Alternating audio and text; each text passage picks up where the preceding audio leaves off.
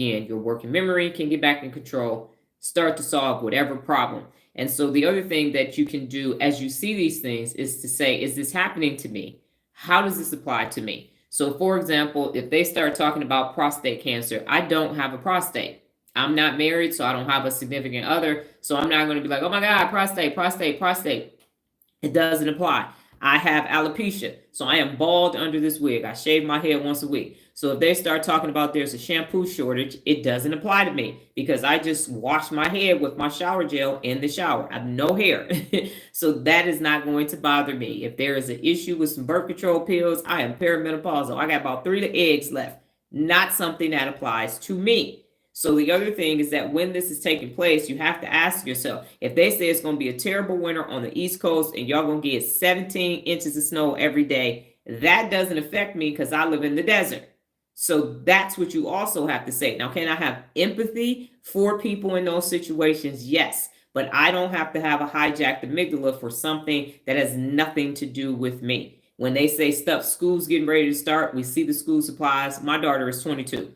School supplies, sitting in that section trying to get the list and all of that doesn't apply to us anymore. We walk right past that section and move on. So does it actually apply to you? Is it going to actually impact you, or is it? And the final thing that I will say is if you are absorbing it, there's actually neurologically based reasons for that as well. That is called external anxiety.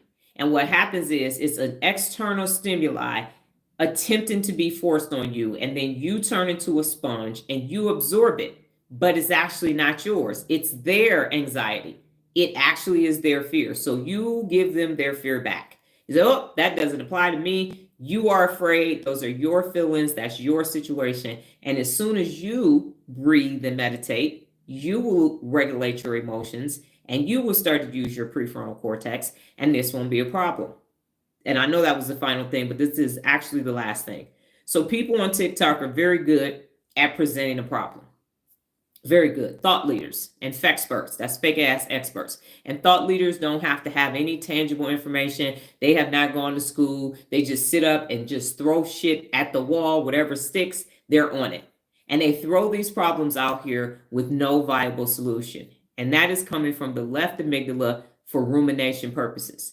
So just keep worrying about it. Just keep worrying about it. And the anterior cingulate and the insula are hype man. They're like, yeah, it's fucked up. Racism, sexism, women can't work. And they keep saying it, and it just keeps going and going and going. And then there's no solution. And most of the answer is, well, the government needs to. Well, the elected officials needs to. If you already elected them, they got a job until midterms. So that's not the answer. So why the fuck did you bring it up if it wasn't going to be a solution? I, on the other hand, over here, giving Donald the solution. Donald, this is what you need to do. So when people are in their prefrontal cortex, they are going to be able, if you present a problem, they're going to give you a solution. Now, if you have the neural capacity to do it, you'll do it. If not, you need to create that synaptic connection in order to make it happen. So do not take external anxiety, absorb it, and bring it to yourself. Do not listen to these thought leaders who are just trying to get views for their podcast and outdo each other. They don't give a fuck about you, because if they did, there would be solutions attached to the problems that they keep identifying. They just keep identifying it. You go to work, you talk to your family, and all you keep doing is talking about these created, manufactured issues with no actual viable solution. That's negativity bias in a nutshell, with some cognitive dissonance, conformity bias, and confirmation sprinkled in, and a couple of the isms. And that's what the doom loop is. So everybody, my pleasure, everybody needs to regulate their emotion systems and then start using their prefrontal cortex. And guess what will happen? Wars will end.